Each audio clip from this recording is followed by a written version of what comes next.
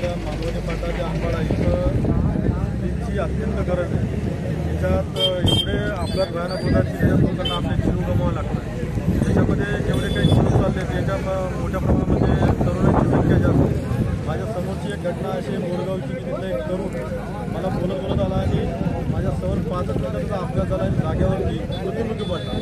तर एका घरातला तरुण एकूणचा एक जर तरुण जात असेल आणि त्याच्या घराचं पूर्ण बर्बाद होतं। या घटना होऊ नये यामुळं आम्ही आजचं हे आंदोलन ठेवलेलं आहे। याआधी सुद्धा हा महामार्ग चालू होता किंवा सुरुवातीला काम चालू होतं, त्यावेळेस आपण या महामार्गावर उड्डाण करा अशी मागणी काही केली होती का?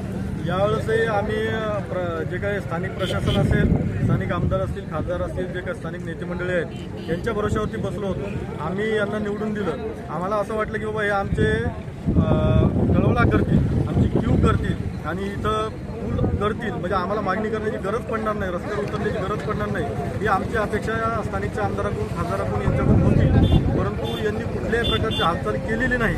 त्यामुळे आज आम्हाला इथं रस्त्यावरती उतरावं लागतं। आज रस्त्यावरती उतरतात, भविष्यात या ठिकाणी उड्डाणपुलाची व्यवस्था नाही झाल्यास आपलं आंदोलन आंदोलन याच्यापेक्षा तीव्र स्वरूपात आम्ही करू।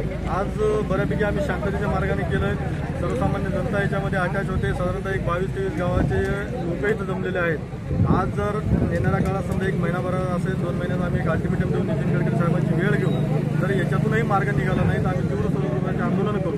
आणि आज तहसीलदार साहेब इथं निवेदन स्वीकारण्यासाठी आले, परंतु त्यांना काय कुठली बरकरूरी आहे का कुठलं काय आहे का काय त्यांचं त्यांना माहिती। आमच्या एका व्यक्तीच्या हातातून आंदोलकाच्या हातातून त्यांनी निवेदनाची कॉपी हिसकाटली आणि निघून गेले। म्हणजे यांना एवढी कशाची मस्ती आलेली आहे हे आम्हाला कळत नाही। म्हणजे सर्वसामान्य जनतेपेक्षा तहसीलदार मोठे झालेत का हा देखील आमचा प्रशासनाला प्रश्न आहे।